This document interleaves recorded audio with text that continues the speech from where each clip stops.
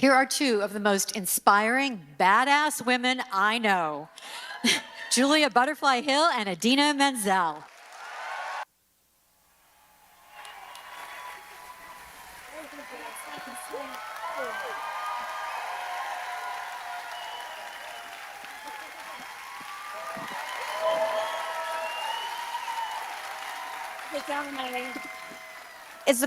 Is the floor good?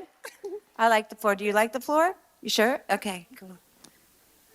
Hello, everyone.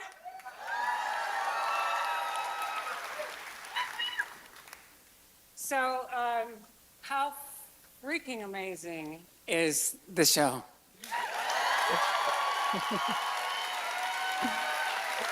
Yeah. I agree. And I would like to start, if it's okay, by acknowledging team. And I'm going to tear up now. You all who know me know I do that all the time, whether I'm happy, I'm sad, I'm moved, whatever, I'm crying. I cried all the way through the show, and I'm crying again. It's a great look. But I'm really present to team, and like I am the most known for having done what I did, but I could not have done it without an extraordinary team. And team in this show tonight includes all the people we see and then all the people we don't see and then the people who even stay in this theater after we leave to make it nice for the next show. Team is every single freaking person and we all matter, so I want to acknowledge that.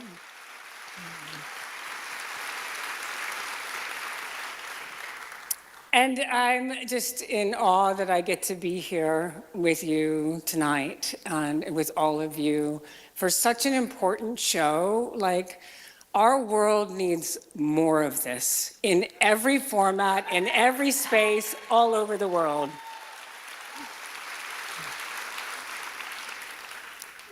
And, you know, I have my cheat notes. I don't know how well I'll do. We worked on it. I studied them. I forgot them. I studied them again. I forgot them again. That's why she's the actress and I'm the activist.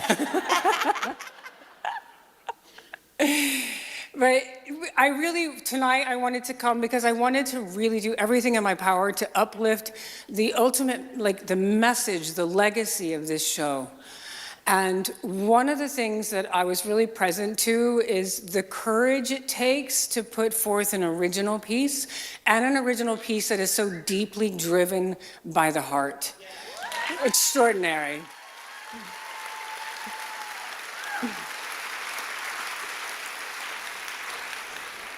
And the cool thing is that the root word for courage is coeur, from the French, which means heart. And the power of courage is that it only shows up when we face obstacles, and then our love draws us to be bigger and bolder than we ever knew ourselves to be. Our love draws us to take action. Our love draws us to say yes to something that feels overwhelming and too big to conquer. How could I possibly do fill in the blank? But love doesn't allow us to say no to whatever that calling is. Love is a profound yes that calls us to say yes to something like what you all have created here. Thank you.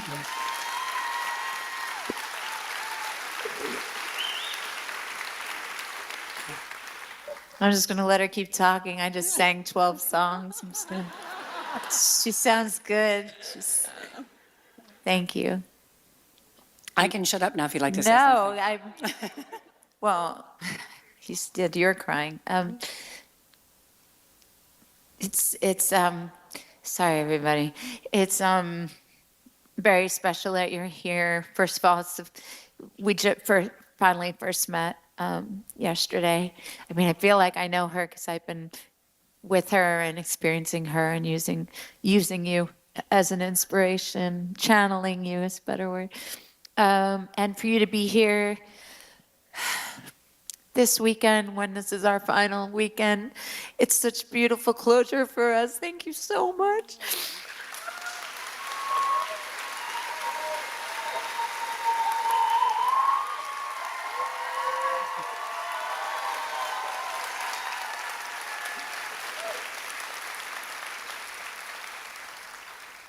And it is hard to make original material, so thank you for acknowledging that.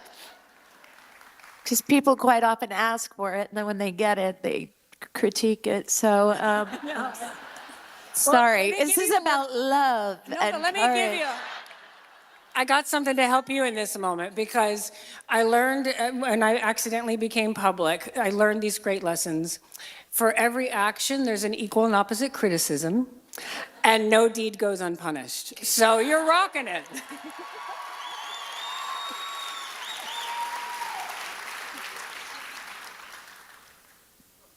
When I first, uh, when I first heard about you, Julia, um, I was struck.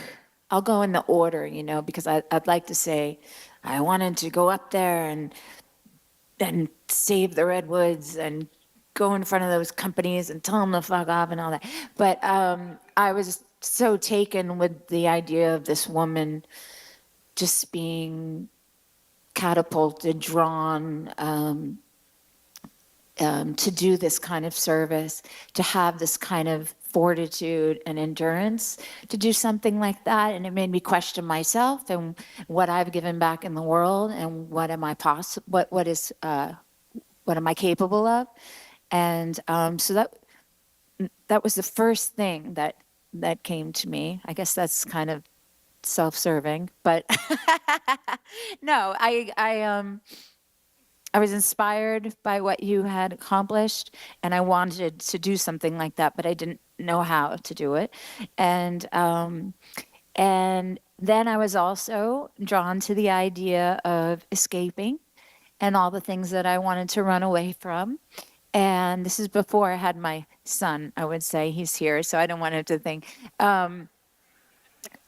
But yes, and and what that would be like to press pause and to just do that and take a breath. And then in researching all of this, I fell in love with the redwoods and everything that they represent, and that's when I went to Tina, and you know asked her if she was interested in working on this. This is so many years ago, with me, and she felt very strongly about similar things. She has a love and affinity for the trees, and so I want to. I don't know. Are you here, Tina? I just want to thank her.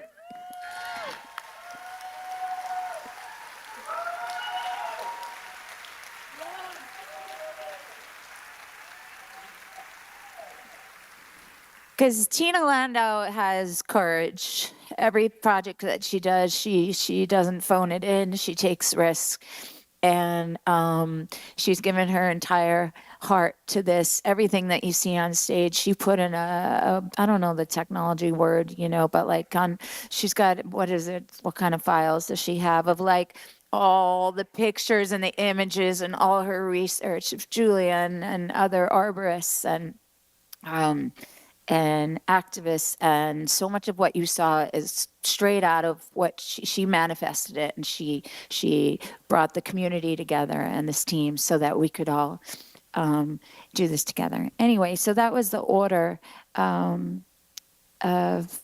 how I came to this. So I'm being honest about that, but I still am hard on myself about how much I can give back, and then just meeting you and being around your presence, it inspires me to want to be even better. And I hope it inspires everyone to take action. And there are so many, I'm talking a lot now, sorry. You're who they want to hear. No, that's not true. That's not true. I think now that our show is, we're leaving now for a little while. I'm sure it's out in the ether, and, people will discover it in different ways. I think that there are several things in the show that I would love to leave, that I've learned for myself, and that I hope we can go out, ripple effect, butterfly effect, and, impart to others in this world that we live in right now that is very tumultuous and hard to understand. I think the main thing is I had this thing, I think Tina actually said this to me, and I didn't want to get it wrong. Sorry, hold on, I want to say it right. Oh, God, come on, Idina. Oh, by saving the earth, we are saving ourselves. Did you say that? And she got that from you? Oh, no, she said that. What? Julia said that? I got it from you. By saving the earth, we're saving ourselves. Go ahead. I was just going to add to that what I've always said is what we do to the earth, we do to ourselves. So it's both and, that every single time we make a choice, it doesn't happen in a vacuum. And so it's actually impossible to make no difference. It's actually impossible to not have an impact. And so what we do to the earth and what we do to each other, we do to ourselves, because we are truly all one. Just like the Redwood roots teach us that we're all connected. And that's a beautiful thing, but that's also a call to responsibility. But not responsibility from like, oh, you should. I'm like, stop shoulding all over ourselves. We've done enough of that. But responsibility from our love is our joy that happens because we have the ability to respond. And so, yes, this is what you said, that when we save the earth, we save ourselves, but also what we do to one, we do to ourselves. And that can shift our perspective so that it's not just about like, are you a tree hugging hippie, which I'm really proud that you are now too. But just that every choice we make can be an expression of love for the earth and for one another, and also for ourselves, because what we do to the earth, we do to ourselves.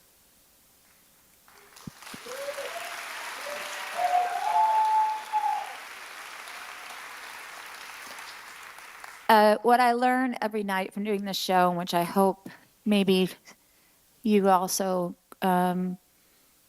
felt this, is another thing that I feel like we learned from the Redwoods, and that people have seen this. I hope they can take with them that we're not alone. I feel that every night, that we're not alone, and that we are resilient creatures, and that our loss or the things that have hurt us or we feel might have destroyed a part of us, that they are like the heartwood, that they are, we don't have to run away from them. We don't have to push them. We can hold on to them and let them become part of our identity and let them strengthen us. So that's another thing that I think about every night when I'm up there on that fake tree. Do you want to talk about the difference between being in a real tree and being on that? Well, I will say that when you're doing your spectacular piece with the leaves, that we all like lost it over. And I think most people just lose it over because it's such a spectacular piece, both visually as well as just the energy you push for. I can't believe this. I have to like take a side note. I cannot believe the big sound that comes out of your little body. It's extraordinary.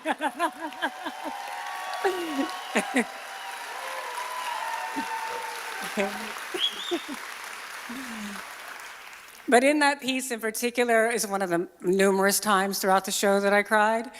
And I cried because I'm immediately transported to my experience of living with an over 1,000-year-old ancient elder for 2 years and 8 days and not touching the ground and just being one with that tree and that experience. And I learned so many things in that experience, but like up at the top of the canopy, the shape of the needles are different than the shape of the needles at the bottom. And as I lived through fog and rain and sleet and hail and snow and winds and all the things, there was many times that the fog was so thick that I could just barely see past my fingers. And so it had me become really aware of the tiniest little thing. And as I've been in New York, I'm trying to handle it. It's a little hard. I know you all love it. I'm not trying to take it away from you, but it's a little hard. And what I see in New York is this constant chasing of the next fanciest, brightest, shiniest thing. And when we do that, we miss the magic in the minutia. we miss it. And so it's like we're so rushing for the next big thing that we miss the miracle that's right here, right now. We're all getting to have a miracle together right now. This show creates a miracle every time it's shown, and that will last forever, forever. But when I was in the tree and I was looking at the needles and listening to your singing, I was thinking about when I realized that the needles at the top of the tree are shaped like knobby fingers. So that way, even on a foggy day, the needles pull the moisture out of the air. And then they start to drip it down the branches, and then it goes down the branches and gathers more and more and more.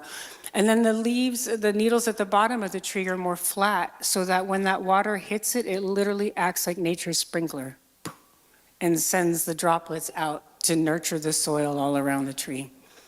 And the redwoods need that moisture to become what they've become, but the beauty of the design of this natural world. Like, we love how smart we get, and yet the brilliance of the natural world is like, yeah, I already been there, done that. It's cool.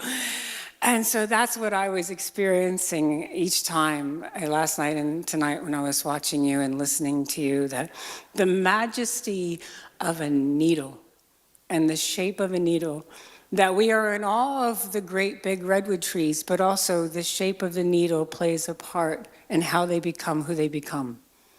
And for me, that's also important for all of us, that we all realize that we're all important.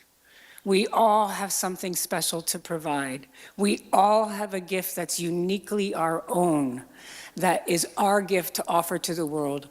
And this play also touches on mental health, which is something I've struggled with since I was a child. I was born a deep empath, and I feel like everything happens to me. I don't just feel it, I feel it like it's happening to me. I tell people that I feel like Luna saved me as much as I saved Luna, because it gave me this way to express my deep love and all the things that I feel for the world. And that is there for all of us, that whatever it is that we care about and that it calls us, it's no more important to be the redwood tree or to be the needle, or to be the mycorrhizal fungi, which is a really hard thing to say, under the soil, that also feed the nutrients to the tree. So even when we sometimes feel like we're not being seen, to know that we matter and that what we can contribute matters. The redwoods have so much to teach us.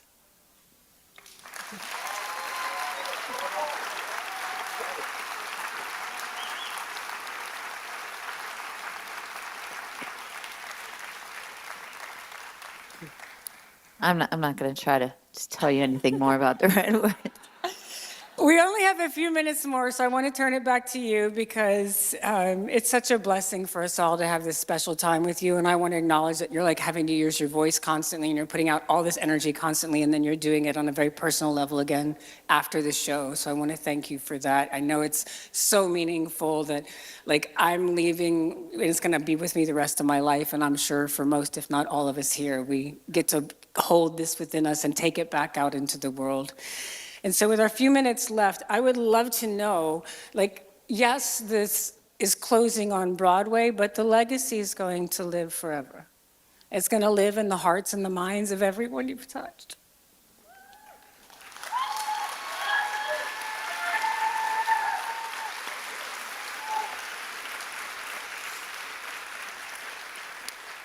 Like, as I've been posting about the show, I've had people posting on my post about how this show has touched them. Really? Oh, yeah. And I know from people I've talked to and from things that I've heard and read how meaningful this is in so many different ways. But I'd like to know, like, what would you like to say as the legacy of this show? What would you like for it to bring out into the world and continue on? Because it's growing underneath the soil, and all these little saplings are going to be popping up for the rest of time, and it's going to be you and your team's fault. So what are some of the themes or the things that are important to you that are the legacy from all the heart that you all have put into this? Well, I think the thing that's guided us the whole time is the roots. And and how they, reach out and clasp each other like hands or arms, and that hopefully people won't feel as isolated. And they, like you started the whole conversation off with team, so it's connection, it's connectivity with each other in the world and finding our commonality.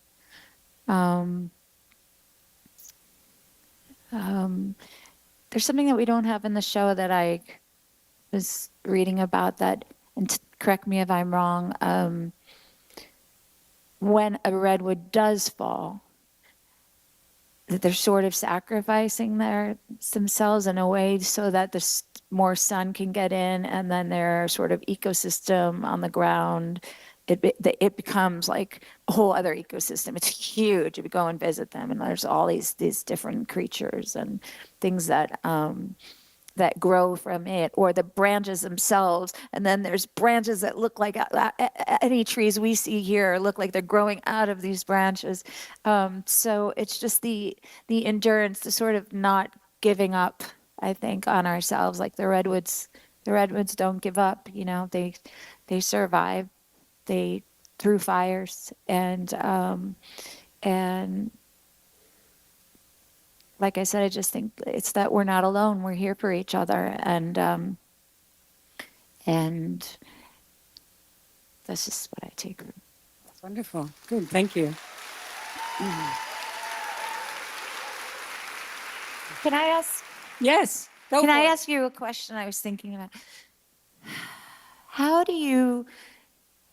can one be such a fighter and a warrior at the same time as being a peacemaker and someone that is all love? How do you reconcile that kind of thing when all you want is everyone to be as one, as you said, but then you have to go out there and you have to fucking fight? How do you find all of that in yourself? It's a great question, because actually when I first went up, no lie, I could see the Pacific Lumber Mill that had been taken over by Maxam Corporation. And when it was actually Pacific Lumber, it was family owned, and it was logging in a way that was much more thoughtful of the planet, the communities, the people, everything, future generations. But an outside corporation came in and took over the company, started destroying jobs in the planet and people's lives all at the same rate. And so when I got up to the platform, 180 feet up, I've been giggling to myself because I'm on the 15th story at a hotel tonight, and I'm like, pshaw. But when I got up that high, I could see this mill, and I could see all these trucks going by with all these big old trees on the back of them. And my first reaction was, kid you not, what I could do with a good rocket launcher from here. Because that's what I wanted. I just wanted to, get rid of that thing. But then over time, as I stayed, I realized that my anger was beating me, not the other way around. And so I learned that I tell people, like, if we're not angry at the world today, we're not freaking awake.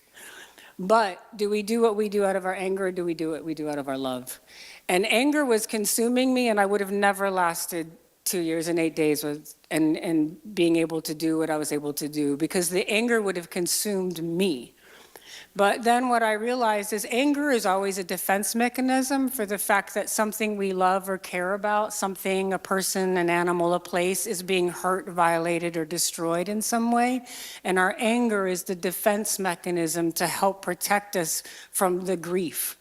But that's part of what you showed so beautifully in this show, is that the grief is freaking brutal. But when we can go into it instead of resist it, it transforms us. Just like the heartwood in the tree, just like the phoenix from the flame, that energy is potent and powerful if we learn how to utilize it instead of having it consume us. And I reached this point where I started calling it fierce compassion, because the word passion's still in there. Because in case you can't tell, I got a little bit. It's not going anywhere. But fierce compassion allows that my love is going to drive the choice versus my anger, but that passion, that fire is still in there. And another thing that I had to learn from was I grew up with a preacher for a father, and I climbed up onto a 180-foot tall pulpit and then started thinking I could preach to the world, and it didn't go very well. Because I was like talking down to the loggers, do you know, blah, blah, blah, you know, a whole list of facts and figures about why I was right and they were wrong. And needless to say, that didn't go very well because none of us like being told we're bad and wrong, and none of us like feeling like we're being preached at and being like, you know what you should do. Like, I grew up with that. I never liked it, and then I turned into it. It was horrible. And so when I had that aha, I was like, okay, I need to shift how I'm thinking here.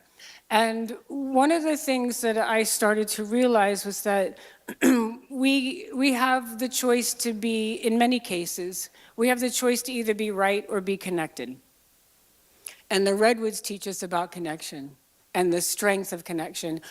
And I started telling the other activists, I'm like, if right was might, we would be further along. We're not further along because we've chosen right over connection. And it's a very humbling place to have to stand, because our righteous anger in some ways makes us feel like we can stand taller and bigger and all of these things. And to let that go means we have to open up our hearts. It's humbling, it's vulnerable. But I lasted through the worst winter in recorded history of California. I couldn't have won with might on that one. There was no way. And I couldn't win with might against this massive corporation with millions and millions and millions of dollars. I was terrified of my vulnerability in the beginning, terrified of it. And when I began to let go and embrace it and be willing to go there, I found a power within myself that I never knew was possible. And that's what I saw all over your show, all over. The power of being able to go right there and say, here I am, this is me, this is what I care about, this is what I believe in, and look at the beauty and the brilliance and the power that can come when we're willing to do that. And you did it.